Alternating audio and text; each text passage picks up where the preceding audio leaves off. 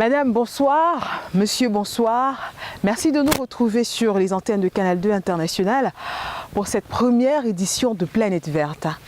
Planète Verte, c'est votre émission qui traitera des activités agro-sylvo-pastorales. Planète Verte également s'intéressera à l'environnement. Merci donc de nous retrouver pour cette première.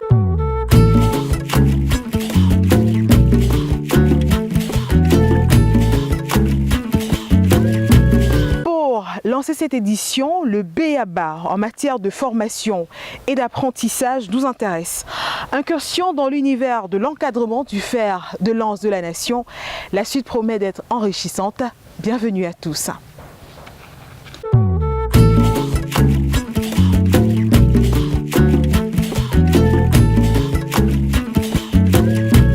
Parvenir à une agriculture compétitive sur les marchés internationaux fait appel à une formation de qualité.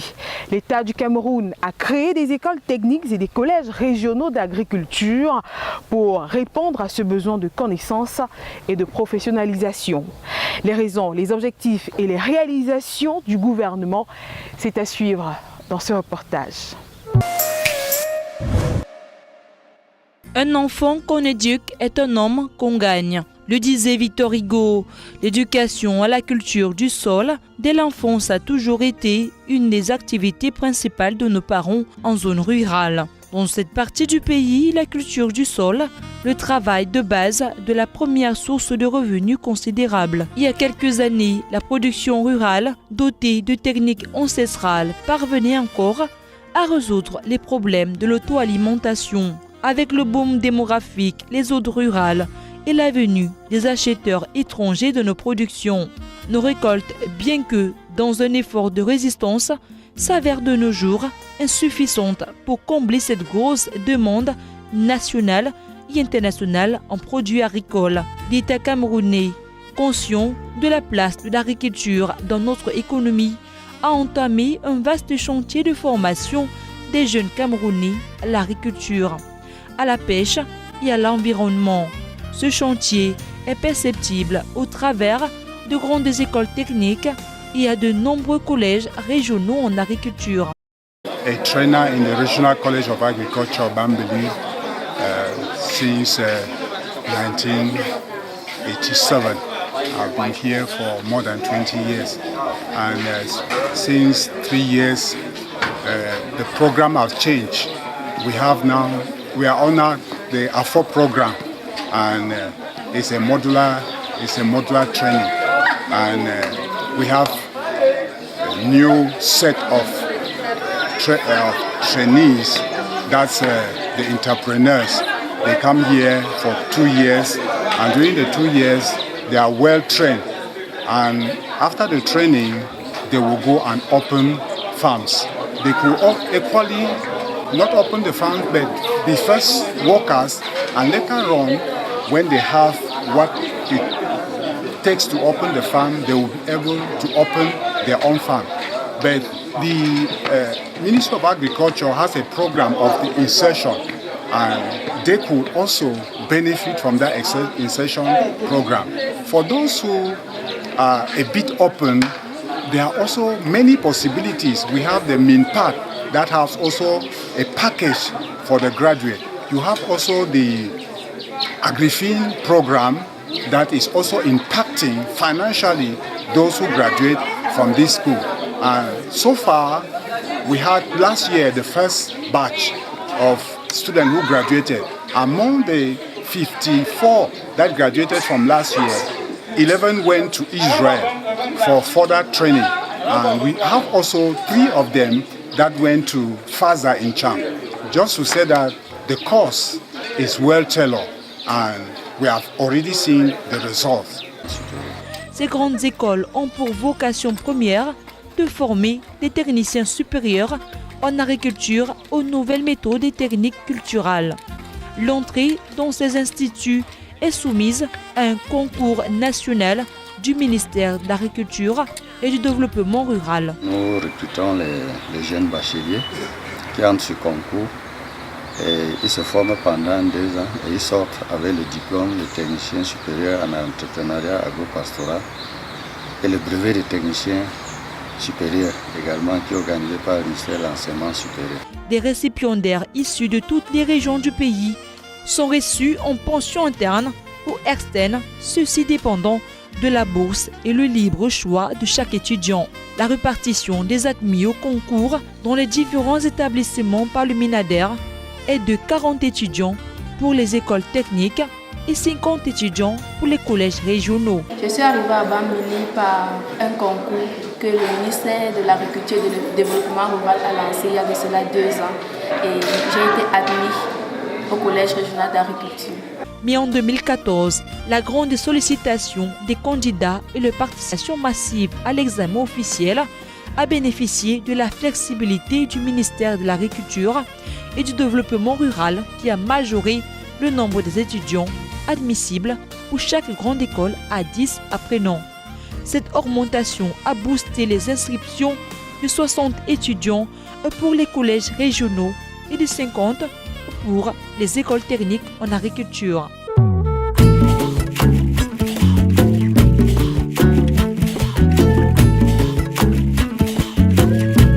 Comment est menée la formation dans ces grandes écoles d'agriculture du Cameroun? La qualité des cours dispensés, les enseignants et le cadre de vie. Planète Verte vous en fait un compte rendu.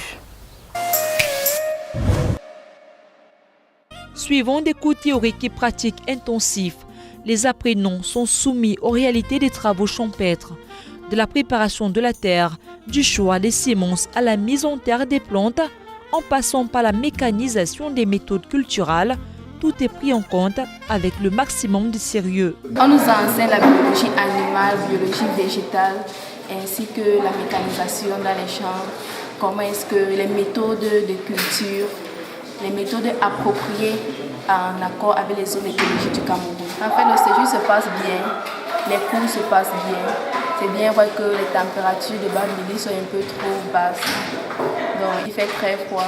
Les jeunes se forment surtout en matière d'utilisation de l'eau, comment maîtriser l'eau.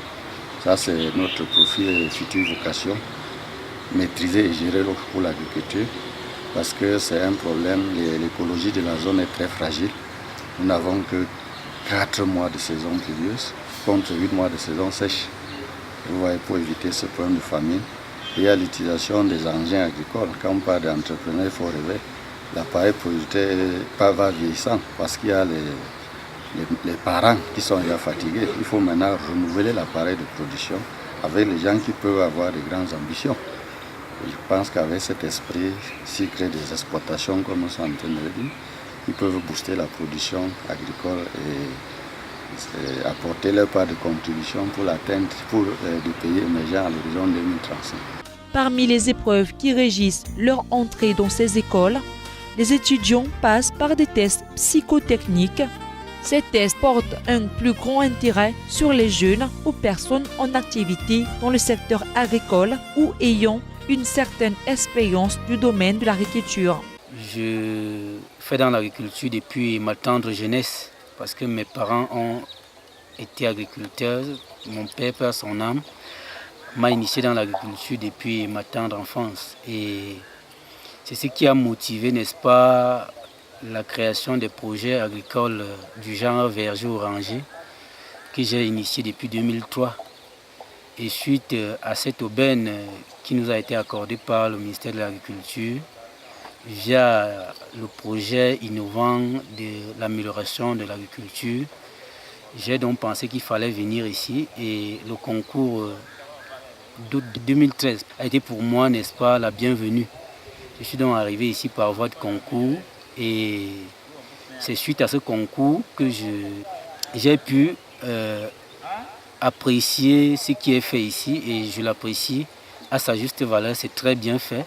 Je suis agriculteur depuis l'enfance, comme je dis, mais ici j'ai appris beaucoup de choses parce que j'étais un agriculteur autodidacte il y a de cela très peu de temps, mais aujourd'hui je suis dans les voies qui conduisent, n'est-ce pas, à une agriculture dite de seconde génération, une agriculture moderne, une agriculture scientifique, une agriculture dont les techniques sont bien adaptées et bien mesurées. Ça fait donc que je voudrais saisir cette opportunité pour encourager, n'est-ce pas, nos jeunes frères et sœurs pour qu'ils ne baissent pas les bras, qu'ils croient que à travers la terre, on peut, n'est-ce pas, trouver une place dans la société, on peut avoir une place au soleil, parce que tout le monde ne peut pas être intégré dans la fonction publique. Elle favorise par ailleurs les véritables passionnés du monde de l'agriculture, de la pêche et de l'environnement. Les enseignants, quant à eux, sont nantis pour la plupart des qualifications d'ingénieurs en agriculture, d'ingénieurs agropédagogues, d'ingénieurs en agropastoral et en machinisme agricole. En dehors des missions qui leur sont assignées en interne, ils ont aussi pour fonction de conduire des visites dans les industries agroalimentaires devant implémenter les futurs rapports de stage et mémoires des étudiants. Envisager d'inscrire dans une production agricole de seconde génération requiert la maîtrise du fonctionnement des machines agro-industrielles. Dans ces différents centres de formation, l'État a pourvu ceux-ci de tracteurs agricoles et de leurs nombreux accessoires. Les grosses mécaniques sont domptées par des apprenants de tous les sexes et issus de toutes les régions du Cameroun. Tous ces savoirs et savoir-faire font l'objet d'une grande maîtrise des formateurs. Il y a au moins 16 modules de formation dont on aborde beaucoup, mais ce qu'ils peuvent faire quand ils entrent, c'est de pouvoir gérer l'exploitation d'un tiers ou de créer eux-mêmes leur propre exploitation. C'est-à-dire le mot entrepreneur, on les forme à créer dans les exploitations pour s'auto-installer avec des financements plus ou moins du côté de l'AFOP et d'autres organismes. À la sortie de ces grandes écoles, les étudiants présentent un BTS en agriculture du ministère de l'Enseignement supérieur et obtiennent du MINADER un diplôme de technicien supérieur en entrepreneuriat agropastoral. Par le concours de la mission AFOP, programme d'appui à la rénovation et au développement de la formation professionnelle dans les secteurs d'agriculture et de la pêche, plusieurs projets des jeunes étudiants ayant bénéficié d'une élaboration appliquée se verront financés à la fin de leur séjour en formation. Mon vœu le plus cher, c'est que je puisse, n'est-ce pas, trouver des financements pour mener à bien mon travail, parce que non seulement je fais dans la transformation du cacao aussi depuis 2010, mais je me suis initié aussi à la culture du bananier plantain, qui à un moment a connu, n'est-ce pas, une baisse dans la culture, parce que tout le monde ne s'intéressait plus à la culture du bananier plantain.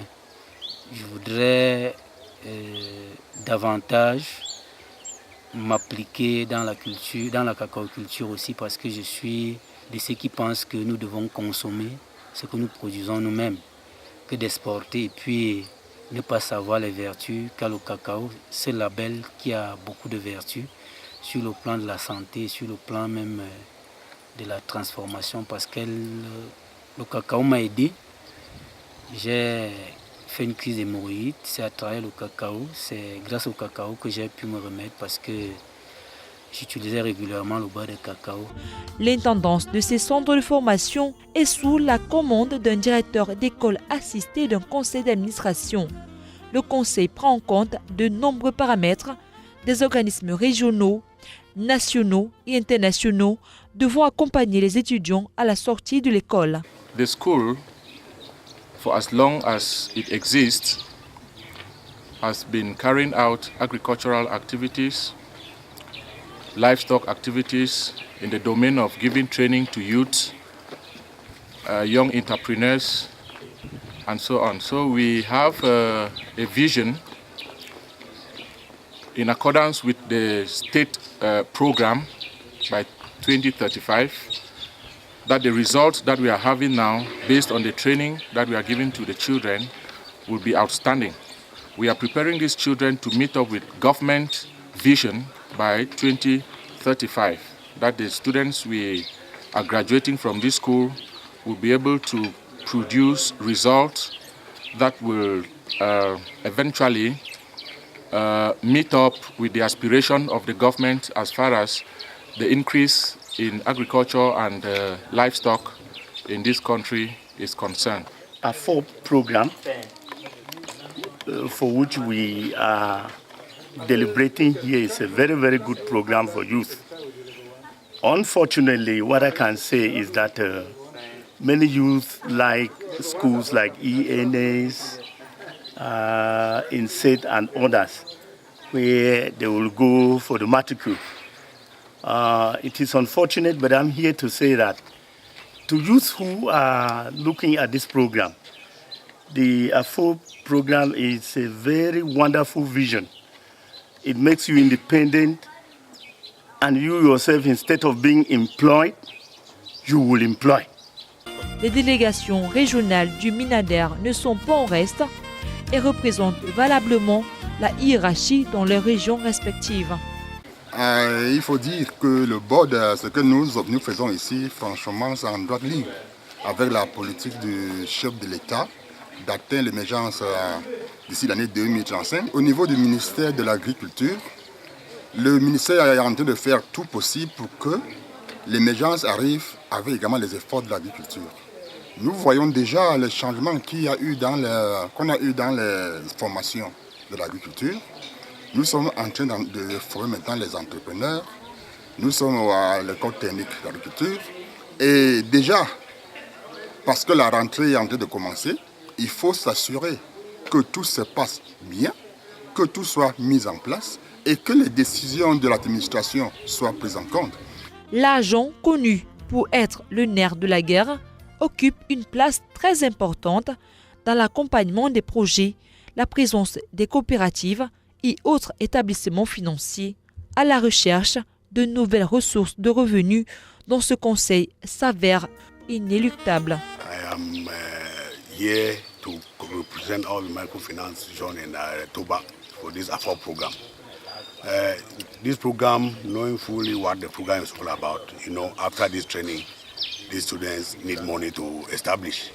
And the credit unions stand a better chance to finance whatever activities they want to do. When you look at the program, you will see that the government is trying to train entrepreneurs. Entrepreneurs are those who, at the end of the program, will start up their own businesses. Once they start up their businesses, it is the credit, they need finances. Finance is one of the springboards for any business institution or establishment to take off. Le suivi assidu et permanent de ces grandes écoles de formation entraînera à coup sûr une augmentation qualitative et quantitative de notre production agricole, même si les chercheurs bien avisés réclament une vulgarisation plus intense des formations de proximité. Cette initiative meublera un bon nombre de manquements dans le secteur agroéconomique du Cameroun.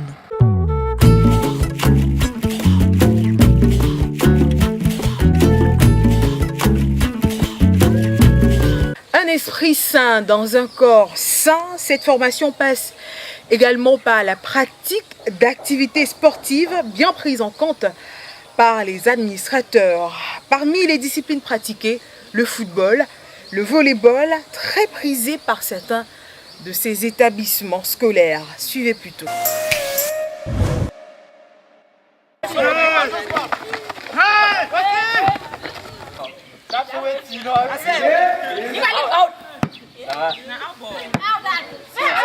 En dehors des cours que nous recevons, nous faisons aussi des épreuves sportives pour être en forme. Outre l'État, plusieurs grandes écoles et instituts privés sont des référents en matière de formation agricole au Cameroun. Alors, chers parents, il ne vous reste plus qu'à faire le choix adéquat pour l'avenir de vos enfants, car la terre ne trompe pas. Comment réaliser une pépinière hors sol? Grâce à l'appui de nos experts, nous avons réalisé pour vous 7 éléments. Je vous invite à le suivre très attentivement. Le succès de la production dépend également de la réussite de la germination de la semence. 2 méthodes principalement sont les plus souvent utilisées pour la levée du plant, la pépinière hors sol et la pépinière sur sol. La réussite de la croissance en pépinière permet que l'on puisse procéder à une transplantation d'une plante à un état sain, c'est-à-dire au cadre d'agents pathogènes et assez résistants pour croître sur les billons ou planches préparées à cet effet.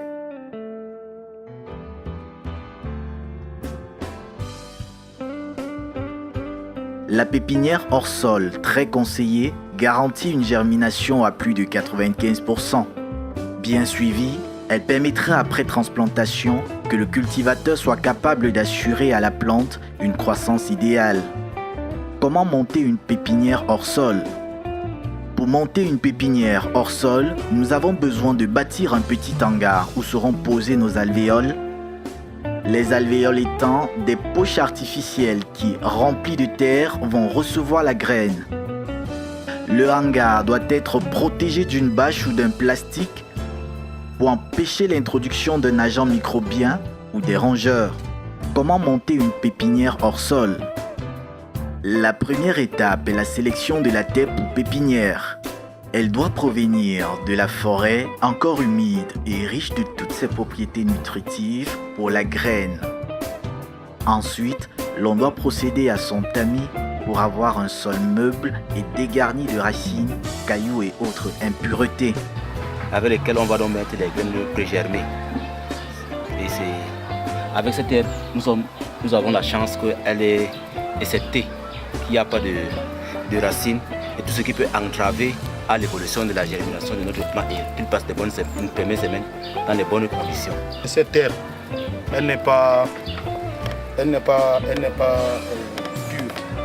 Il y a certaines saletés d'une certaine grosseur qu'on a éliminées, mais il y a certains microbes qui sont dans la terre, dans cette terre-là qu'on ne peut pas voir. Donc après ce tamis, on a tamisé cette terre-là pour avoir d'abord ce substrat. Après ça, donc, nous allons chauffer. Donc, on va stériliser cette terre-là en chauffant jusqu'à un certain degré. La terre tamisée doit être chauffée à une température égale ou supérieure à 100 degrés Celsius. Placez la terre recueillie dans des sacs isolés. Stérilisez nos alvéoles avec de l'eau bouillie à 100 degrés Celsius. Ajoutez un stimulant ou engrais pour permettre la levée de la graine. La composition chimique du sol de la zone du centre est tellement acide et il y a très peu de calcium. Et le calcium est un facteur très nécessaire dans la chimie du sol. Voilà pourquoi nous allons prendre un engrais composant de calcium.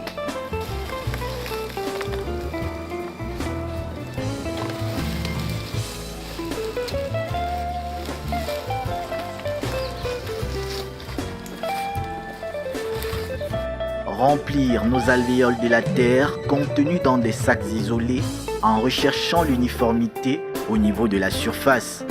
Procéder à la sélection des meilleures graines en versant le paquet ou sachet de graines dans l'eau tiédie. Les graines qui monteront en surface sont jetées. On ne pourra utiliser pour notre pépinière que les graines restées au fond de l'eau.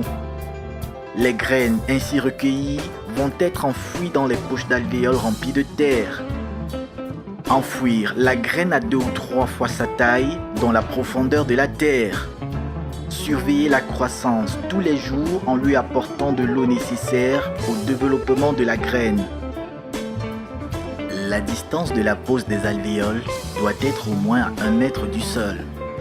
3 à 7 jours suffisent le plus souvent pour voir apparaître les premiers bourgeons. Après 3 semaines, la transplantation doit avoir lieu. Elle consiste à enlever de la pépinière les jeunes pousses pour les délocaliser dans les champs et sur les planches ou billons préparés à cet effet.